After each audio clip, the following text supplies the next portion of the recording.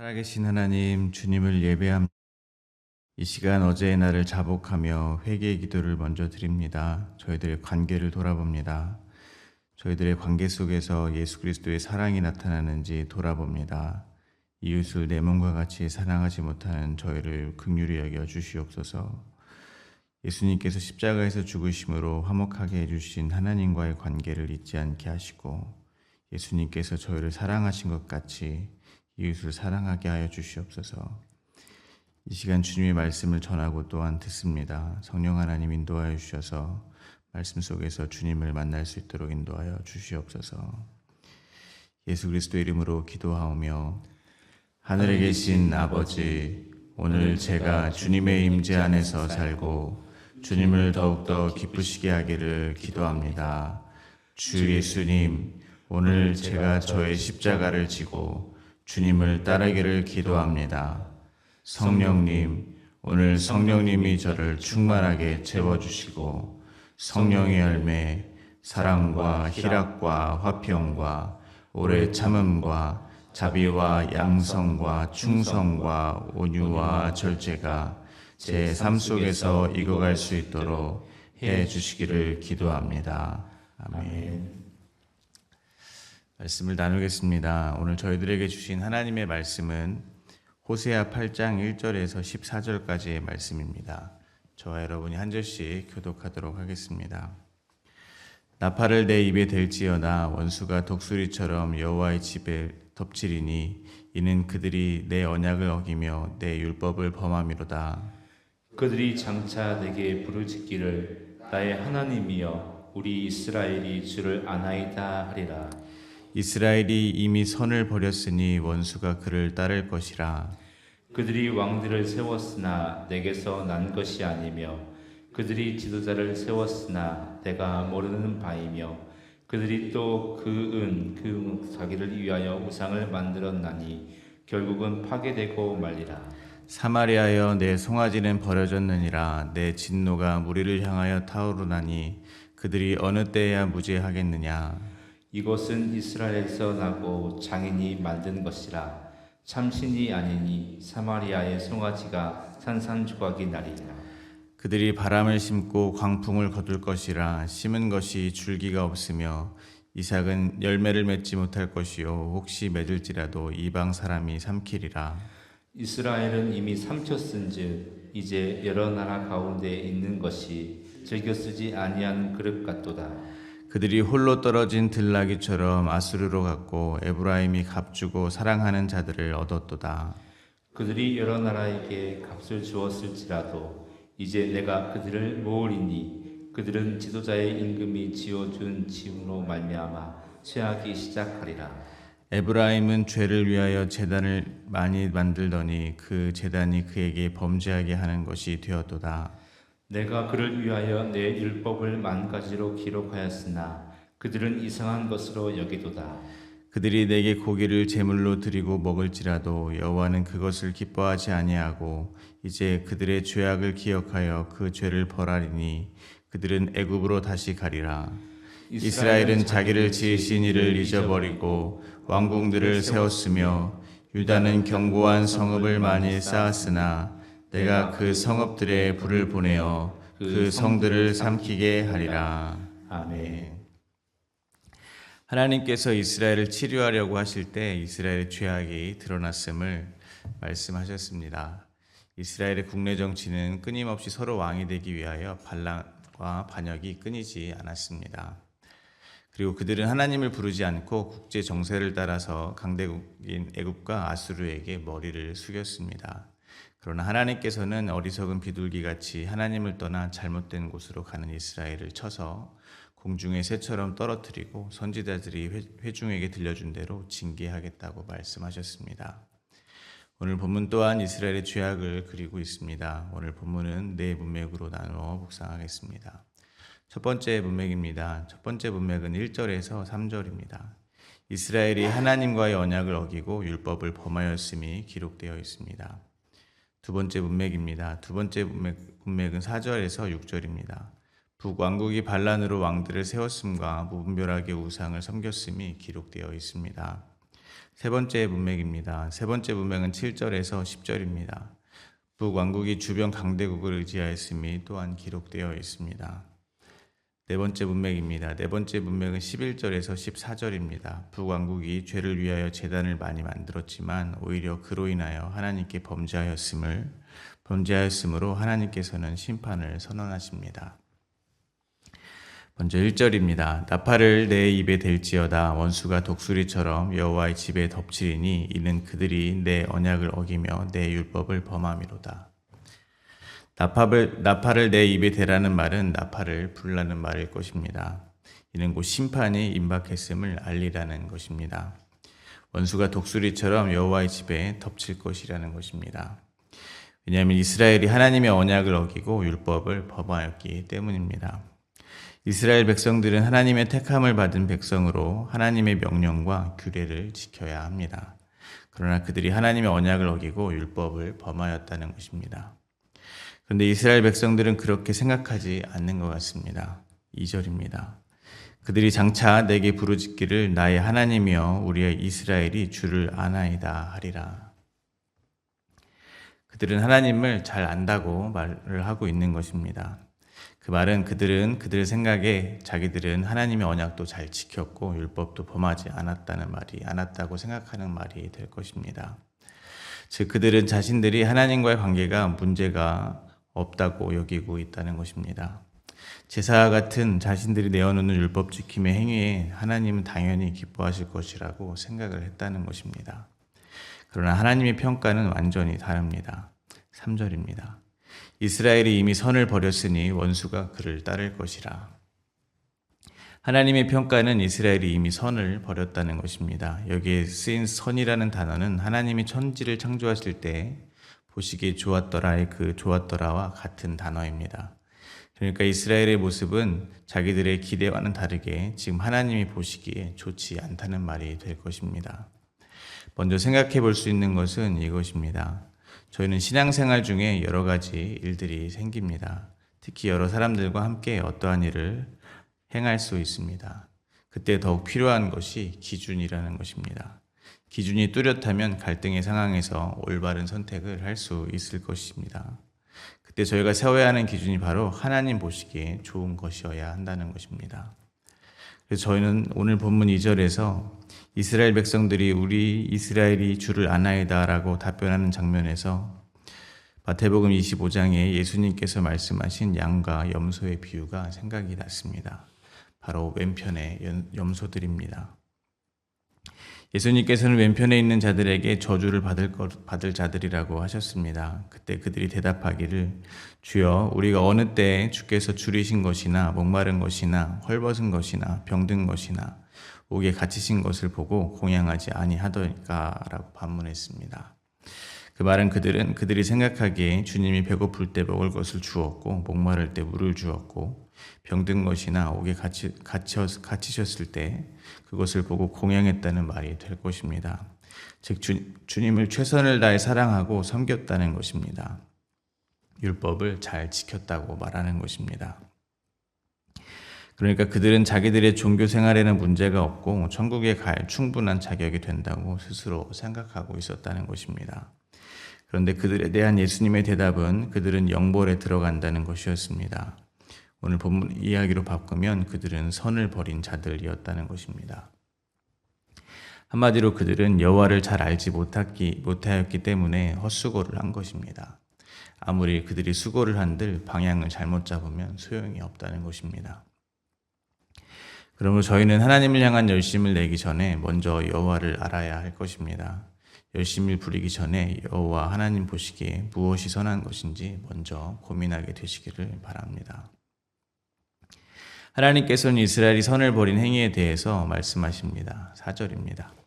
그들이 왕을 세웠으나 내게서 난 것이 아니며 그들이 지도자들을 세웠으나 내가 모르는 바이며 그들이 또 은금으로 자기를 위하여 우상을 만들었나니 결국은 파괴되고 말리라. 그들이 왕을 세웠으나 하나님께서 세우신 왕이 아니라는 것입니다. 이 말은 뒤집어 보면 이스라엘 민족이 이스라엘 자손 중에서 그보다 더 준수한 이가 없다고 평했던 사울을 왕으로 세웠던 것처럼 자기들 보기에 힘있고 강한 자들을 왕으로 세웠다는 말이 될 것입니다. 역시 보이지 않는 하나님보다 눈에 보이는 힘을 쫓는 모습입니다. 그리고 은과 금으로 자기를 위하여 우상을 만들었다는 것입니다. 그러니까 왕도 자기를 위하여 세우고 하나님도 자기를 위하여 만들어냈다는 것입니다. 그것이 입술로는 하나님을 믿는다고 고백하지만 힘을 쫓아 사는 사람들의 진짜 모습인 것입니다. 그러나 우상은 부서질 것입니다. 5절과 6절입니다. 사마리아여 내 송아지는 버려졌느니라. 내 진노가 무리를 향하여 타오르나니 그들이 어느 때야 무지하겠느냐. 이것이 이스라엘에서 나고 장인이 만든 것이라. 참신이 아니니 사마리아의 송아지가 산산조각 나리라. 사마리아는 북이스라엘의 수도였습니다. 그러므로 이는 북이스라엘을 지칭한다고 볼 수 있습니다. 이스라엘이 남북으로 나누어졌을 때 여로보암은 예루살렘에 있는 여호와의 성전으로 백성들이 제사를 드리러 올라가면 이 백성들의 마음이 다 유다의 왕이 된 르호보암에게 돌아갈까 봐 두려워했었습니다. 그래서 단과 베델의 금송아지를 두고 무리에게 말하기를 이는 너희를 애굽 땅에서 인도하여 올린 너희들의 신들이라 라고 말했습니다. 그리고 산당을 짓고 레위 자손이 아닌 보통 백성으로 제사장을 삼았습니다. 그 유다의 절기와 비슷하게 절기를 정하고 그가 만든 송아지에게 제사를 드리게 했습니다. 그렇게 북이스라엘은 금송아지 우상에게 절을 하며 하나님을 섬겼다고 생각을 했을 것입니다. 이를 통해 저희들은 우상에 대해서 다시 한번 생각해 보았으면 좋겠습니다. 이스라엘 백성들은 자기들을 애굽에서 이끌어내신 분이 하나님임을 분명 알고 있었을 것입니다. 그런데 그 하나님을 자기들이 형상화할 수 있다고 생각해서 만든 것이 금송아지라는 것입니다.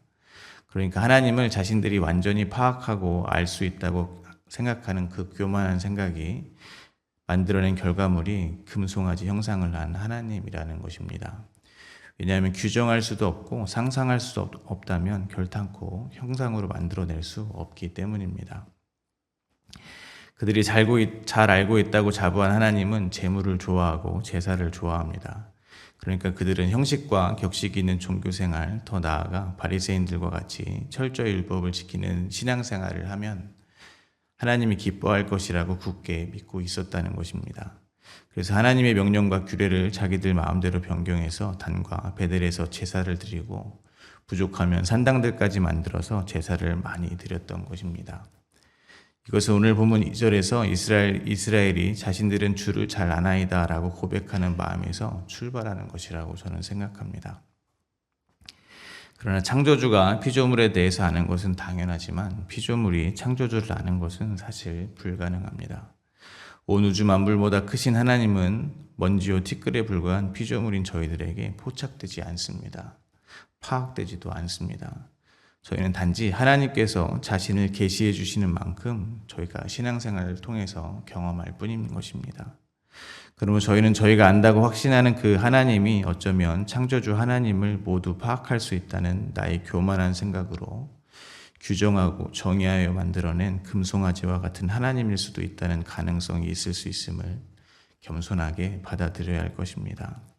북이스라엘이 곧 저희의 모습일 수 있다는 것을 항상 생각하셔야 할 것입니다.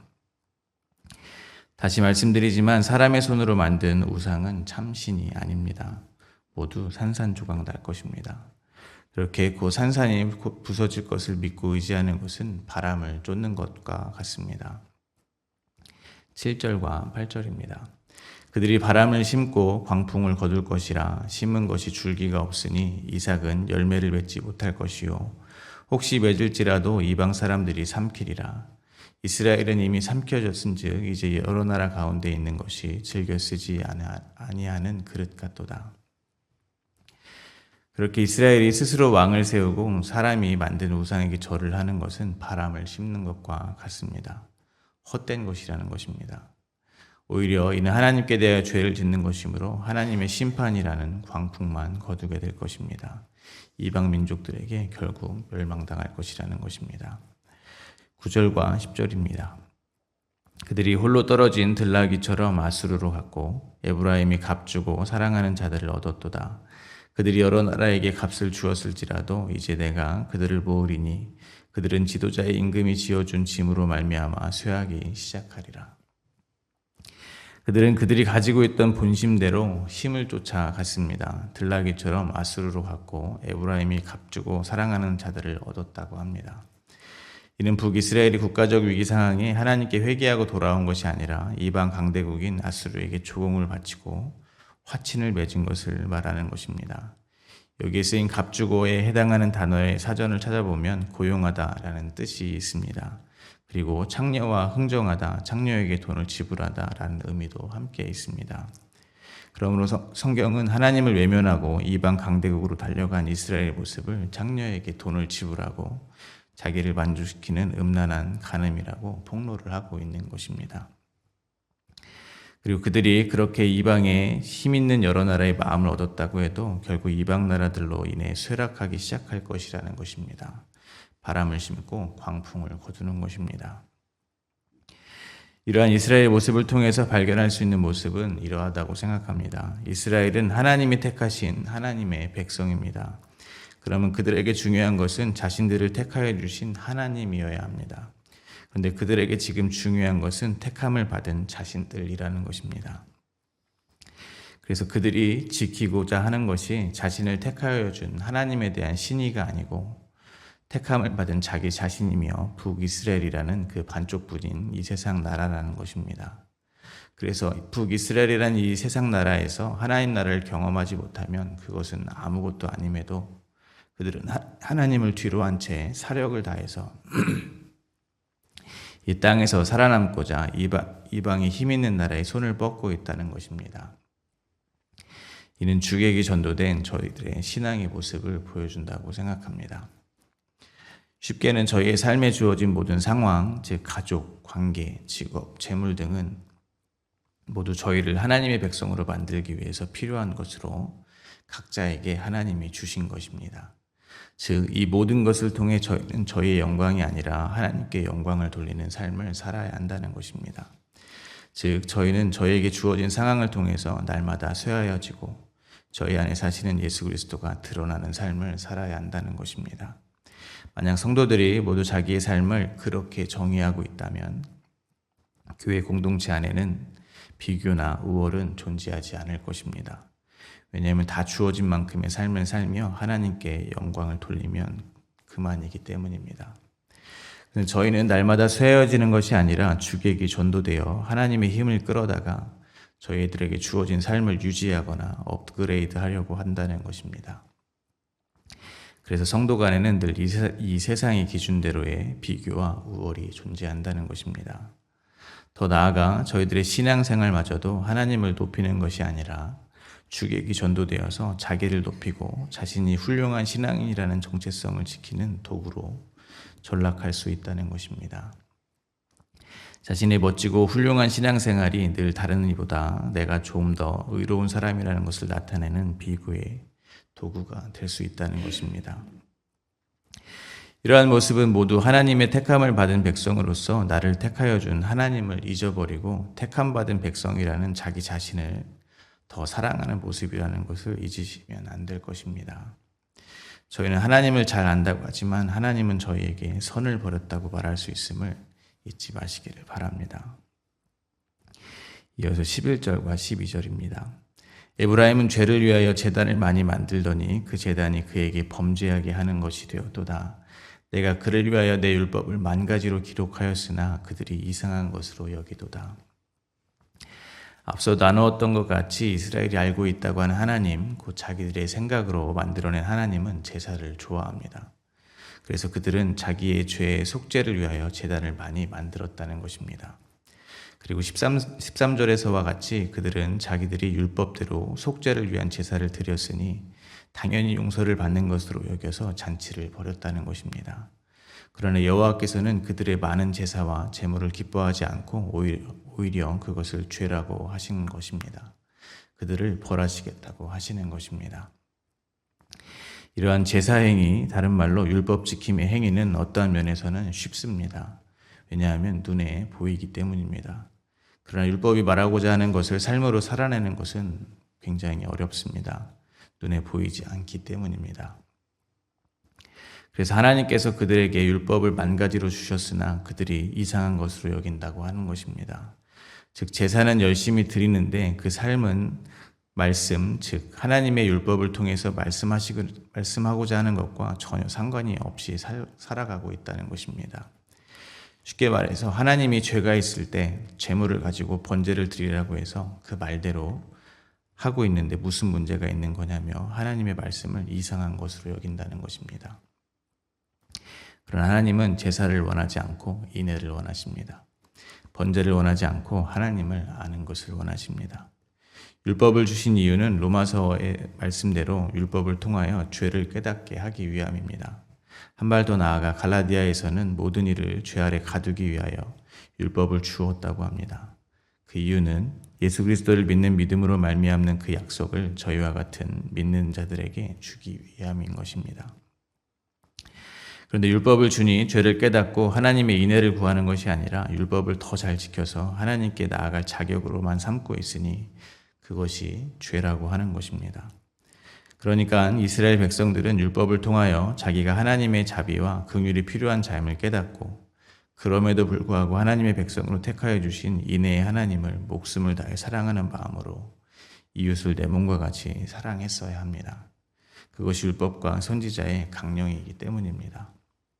그런데 그저 제단을 많이 만들어서 제사만 드렸다는 것입니다.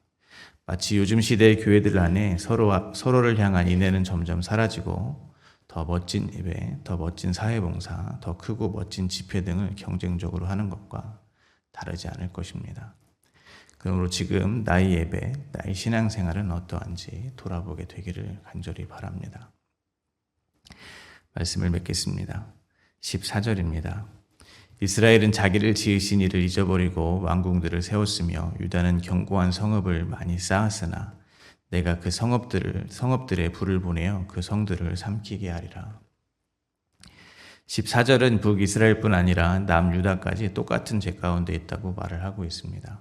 그러므로 오늘 본문은 모든 하나님의 백성들이 자기를 지으신 이를 잊어버리고 자기 왕궁을 세우고 더 많은 성읍을 쌓으며 살아가고 있다고 폭로하고 있는 것입니다. 그러나 이러한 말씀의 폭로 앞에 나는 신앙생활마저도 나를 견고하게 하는 데 이용하는 죄인 중에 죄인임을 고백할 수 있는 성도들에게는 그 성읍에 불을 보내어 삼키게 해주신다는 오늘의 이 하나님의 말씀이 오히려 소망이 될 줄로 믿습니다. 왜냐하면 저희는 절대로 저희 스스로 부인될 수 없기 때문입니다. 저희 스스로 저희 안에 있는 우상을 넘어뜨리지 못하기 때문입니다. 그러므로 하나님께서 저희들의 삶에 개입하셔서 하나님보다 더 사랑하는 것들을 하나하나 불태워 가신다는 그 소식이 저희들에게 소망이 되는 것입니다. 그러므로 오늘도 저희의 삶에 개입하셔서 하나님보다 더 사랑하는 것들을 하나하나 불태워 가시는 하나님께 감사와 찬송을 올려드리는 하루가 되시기를 간절히 기도합니다.